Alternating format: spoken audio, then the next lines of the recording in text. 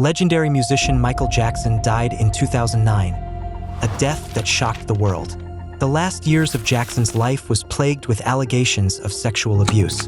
But was the king of pop really a child molester? Or were the allegations against him a carefully orchestrated plot that was set up by individuals with a much darker agenda? In 1995, a young boy from Canada came forward claiming that he was molested by pop star Michael Jackson.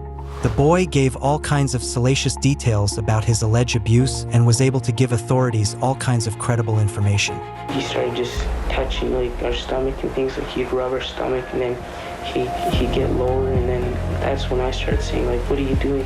He said, it's okay, don't worry, your bodies are meant to be touched. During interviews with the police, the child broke down and confessed that he had made the whole story up and that he had never even met Michael Jackson. It turned out that the boy was coached by a man named Rodney Allen, who was also a Canada resident. When Allen was asked why he did it, he stated, "Because I want Michael Jackson to face it." A few years later, in 1999, Rodney Allen was convicted of child molestation. He was accused of luring young boys to his house, plying them with alcohol and molesting them. A jury found him guilty of all counts. Shortly before his arrest, Rodney Allen wrote a blog post claiming that he was involved in the 1993 scandal against Michael Jackson. According to Allen, the 1993 allegations were all lies and that he was owed money by Victor Gutierrez and Evan Chandler for his role in helping with the allegations. Who is Evan Chandler? He is the father of Jordan Chandler, the 13-year-old boy who accused Michael Jackson of sexual abuse in 1993. Who is Victor Gutierrez? He's a tabloid reporter who built a career selling and creating lies about Michael Jackson. He attended a NAMBLA meeting in 1986 and became determined to prove that MJ was a pedophile. What is NAMBLA? NAMBLA stands for North American Man/Boy Love Association. It's basically a group that supports and promotes pedophilia. Victor Gutierrez is also the author of a book called Michael Jackson Was My Lover, a book that glorifies pedophilia. It tries to sell the idea that young boys can fall in love with adult men and enjoy having sex with them. Gutierrez befriended various people close to Jackson, as well as certain journalists, and became the source of various salacious stories regarding MJ and young boys. In 1993, according to FBI reports, Gutierrez told the LAPD that Michael Jackson had molested 2 Mexican boys. It was later revealed that there was no evidence that supported this claim and the boys were never found or identified. This was a lie created by Gutierrez. In 1996, Gutierrez told a reporter that he saw a videotape of Michael Jackson having sex with a boy. Jackson sued Gutierrez for slander. It was later revealed in court that this tape didn't exist. This was another lie created by Gutierrez. He was found guilty of slander and was ordered to pay Jackson $2.7 million in damages. In the early 2000s, Victor Gutierrez was found to have coached a young boy to lie about sexual abuse involving a politician in his hometown Chile. The child confessed that he had never met the politician. It turned out that he was paid 10,000 pesos by Gutierrez. Gutierrez was accused of slander once again. This time it involved spreading false and malicious stories about Cecilia Balaco, former Miss Universe. He was found guilty and sentenced to 61 days in jail and ordered to pay 31 million pesos. Gutierrez and his long history of lies and deception is very disturbing, to say the least. It really makes one question his mindset. It makes one wonder, is there more to this guy than what people think? And why was he so eager to prove that Michael Jackson was a pedophile? A man whom he didn't know and had never met? So much so that he would fabricate stories and coached people to lie about it?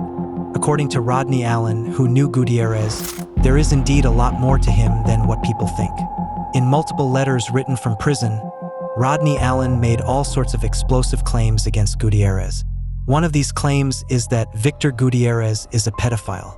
According to Allen, Gutierrez is a predator of young boys and that he had ties to NAMBLA. If this is true, then it puts things into a whole new perspective. It explains why Gutierrez was at the NAMBLA meeting in 1986 and why he was so obsessed with the idea of Michael Jackson being a pedophile. It also explains the graphic and disgusting language used in his book. Only a sick pervert would write such filth. Rodney Allen and Victor Gutierrez were both found to have coached people to lie against Michael Jackson. It makes one wonder, why would real pedophiles want to frame MJ? Why would they coach kids to lie about being molested by him? Well, the only plausible explanation is that they wanted Michael Jackson to be the poster boy for pedophilia. He was someone who was loved by millions.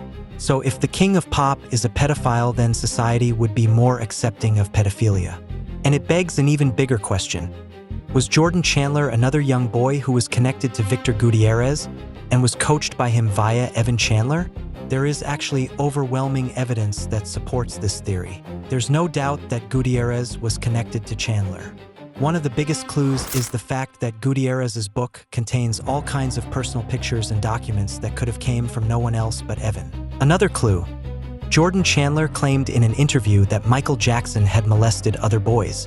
The boys whom Jordan identified are Brett Barnes, Macaulay Culkin, Wade Robson, Jimmy Safechuck, and Jonathan Spence.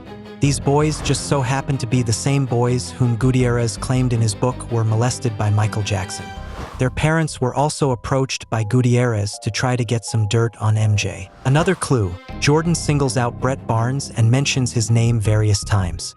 Gutierrez also singles out Brett Barnes in his book by mentioning his name various times. He even goes as far as to fabricate a disgusting story about Brett having a threesome with MJ and Jordan. Another clue, Gutierrez claimed in his book that MJ performed oral sex on Jordan right before the 1993 World Music Awards. This claim was later repeated by Jordan to a social worker, but later contradicted during an interview with a psychiatrist. Another clue. The sketch below is from Gutierrez's book. It's said to have came from Jordan Chandler, but the handwriting is very similar to Evan Chandler's. I have included a letter written by Evan. The sketch also shows a circumcised penis. Jordan wrongly claimed that Jackson was circumcised. Was this sketch some kind of blueprint that was created and used by Evan and Victor to coach Jordan? There's a lot more that shows Gutierrez's connection with Evan Chandler, which proves that Rodney Allen was in fact telling the truth.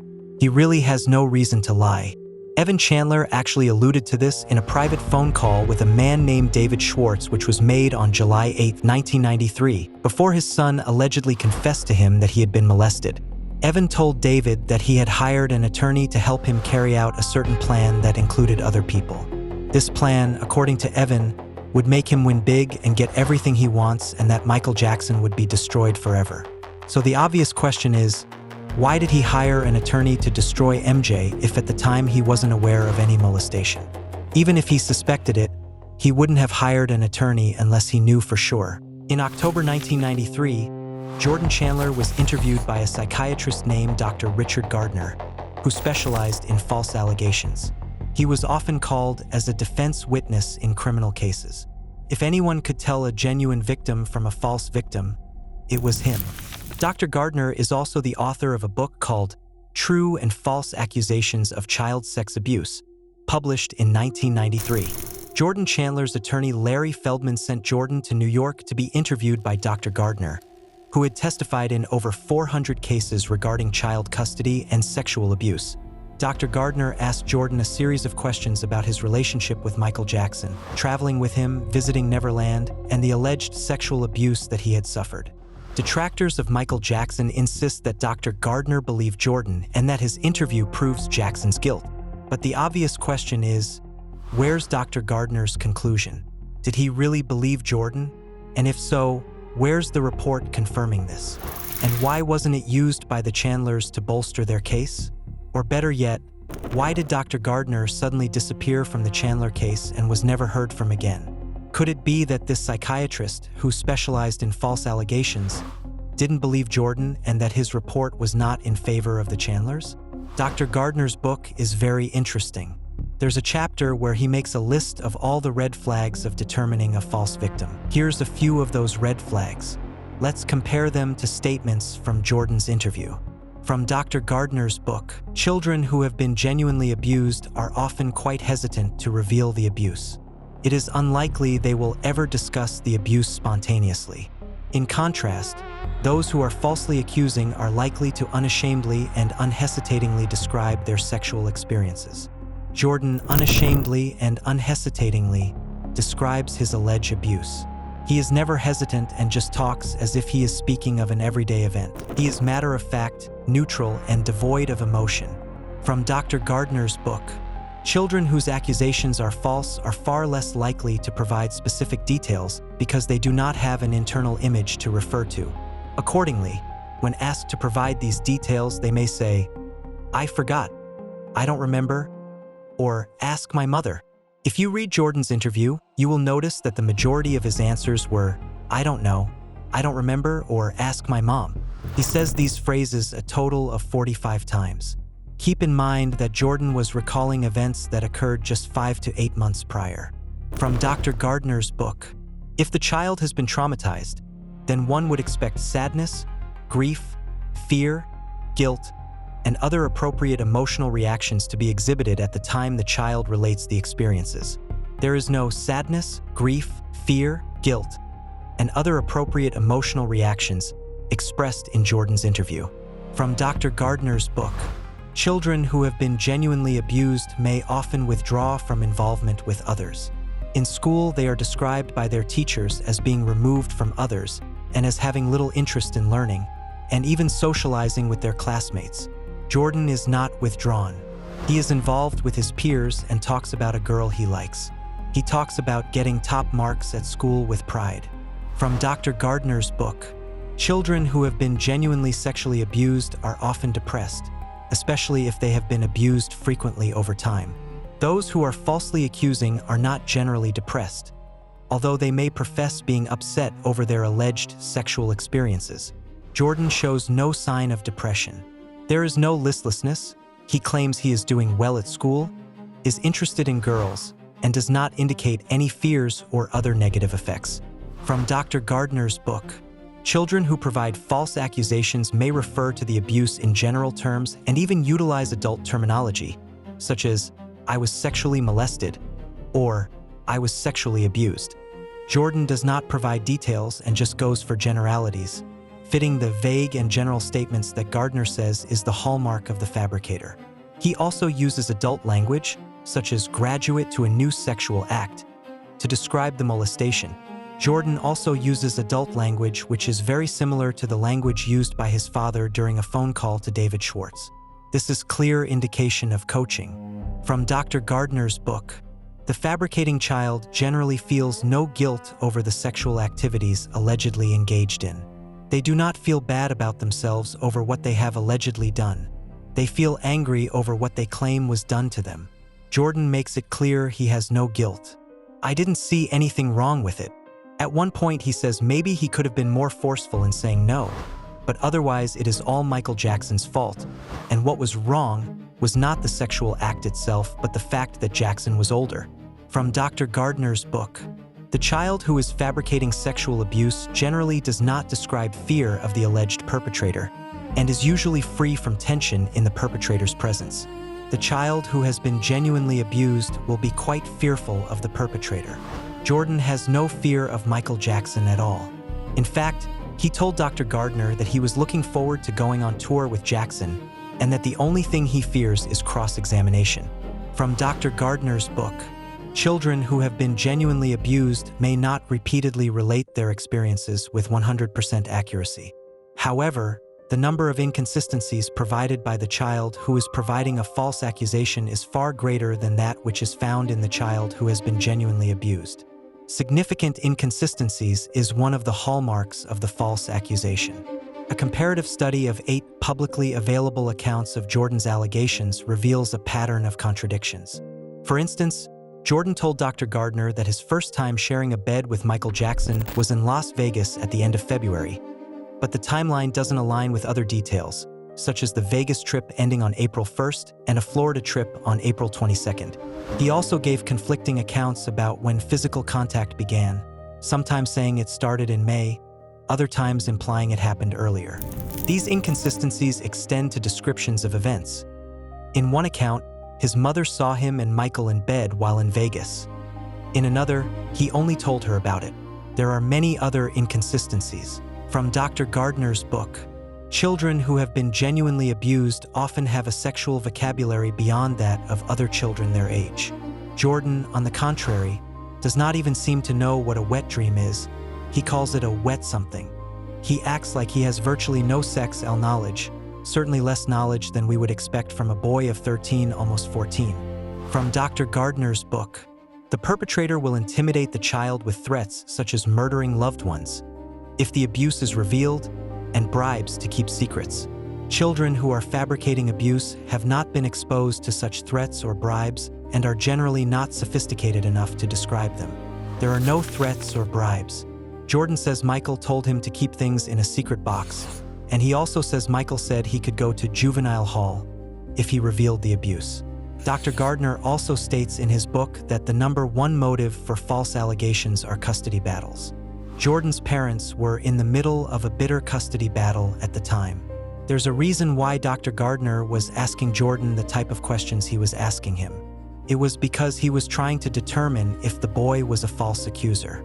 After reading the red flags from Dr. Gardner's book and comparing it with Jordan's interview, it's safe to say that Dr. Gardner did not believe Jordan, or was at least skeptical of his claims.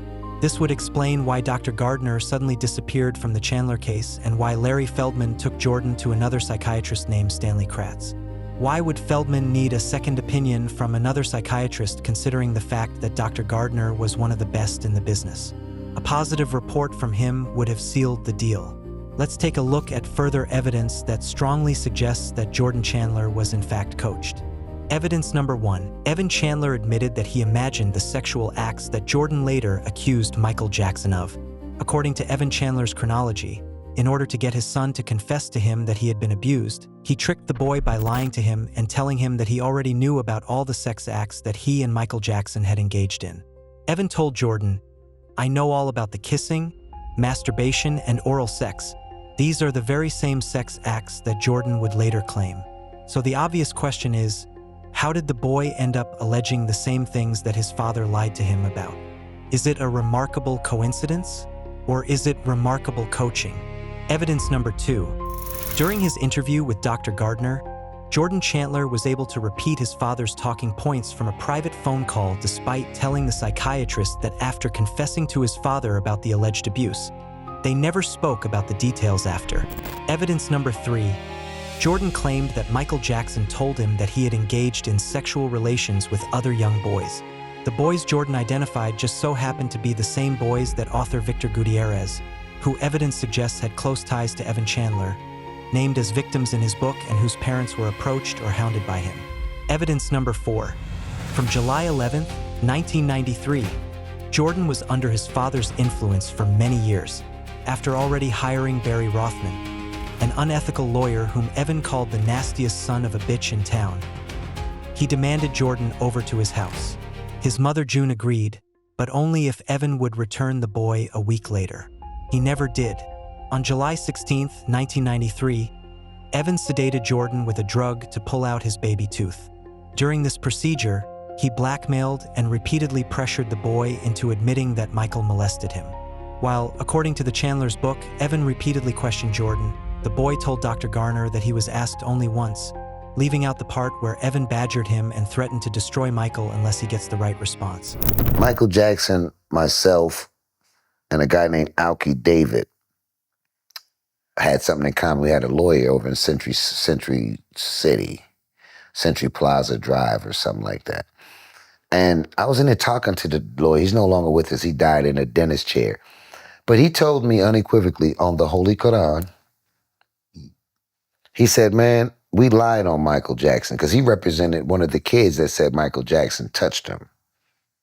And the man told us, and I have to say this while I'm still on the earth, and I'll call my friend Tyrone Love right now, see if we can get him to verify it. And this is unsolicited. And he told me, he said, man, we set Michael up and we did that, and he had to pay for the purpose of his reputation. And I felt that to be quite offensive and disrespectful.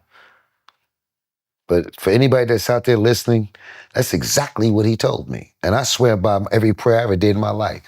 So he represented Evan Chandler. And he said, whatever that person's name, he said that Michael didn't do that. He represented him. Hello? Hey, Ronnie. Yeah. Hey, what did that lawyer tell us about Michael Jackson at the time we was in his office? Uh, said that Michael wasn't guilty. And why did he say he wasn't guilty? Because this motherfucker was lying on him. You know, okay,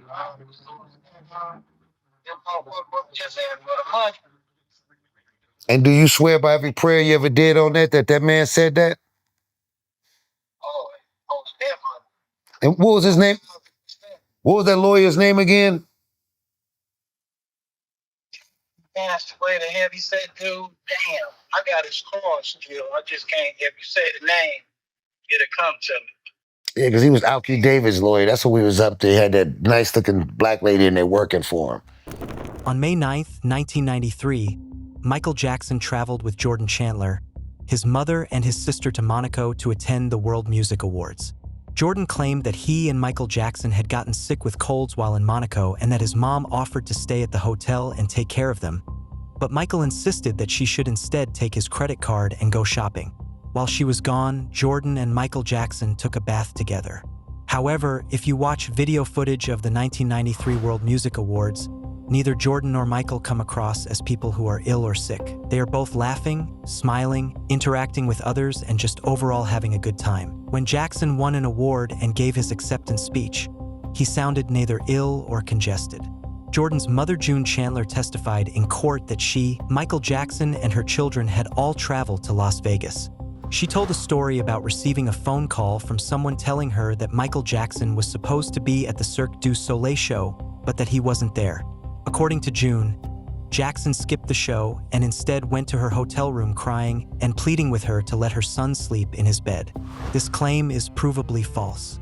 According to an article printed in 1993, eyewitnesses placed Jackson at the Cirque du Soleil show, specifically stating that he and Jordan sat in section 206 row CC. Many psychiatrists have been on the record stating that false allegations from boys against men are extremely rare because of the stigma of being called a homosexual. Research shows that 99% of boys who claim that they were molested by men are telling the truth. But what if the man in question isn't some random guy down the street? What if he's an international celebrity who's been the constant target of lies and frivolous lawsuits? Is the percentage still the same? What about the young boy from Canada who claimed that he was molested by Michael Jackson in 1995 and was later exposed as a liar and scammer? What about Joseph Thomas Bartucci, a Louisiana man who claimed he was sexually assaulted by Michael Jackson in 1984? Jackson's legal team proved that he was in California, not New Orleans, during the time of the alleged incident, and the case was dismissed in 2006. These examples show that while false allegations of abuse by boys against men are statistically rare, high-profile cases involving celebrities can be different. Although rare, false allegations do occur, especially when financial motives are involved. The complexities and inconsistencies in the Chandler case, from the psychiatrist's missing report to evidence of coaching and contradictory statements, create significant reasonable doubt. Ultimately, the more closely one examines the evidence, the less clear the truth becomes, highlighting the challenges in discerning fact from fiction in such high-profile cases.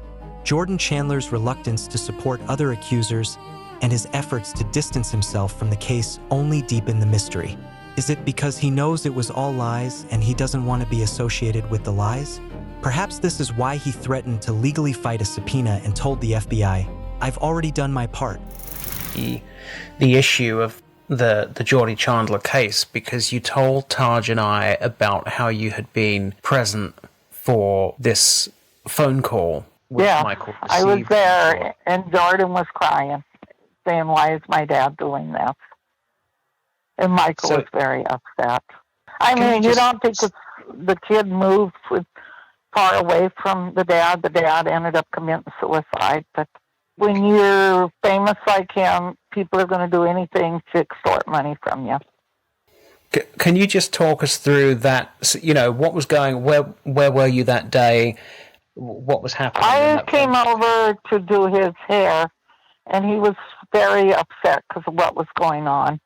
I mean, extremely upset, because I think that's when the pills started. Mm-hmm. And I remember he called, and he was crying, the little kid, and telling him, "I don't know why they're saying this." He was very upset. Very upset. But both of them were. It's so how had you found out? Because you say when you got there, Michael was upset because everything that was going on. So how had you found out? It was on the news. Okay, so that's important. So that means that this phone call came after. Oh yeah, it came when he was.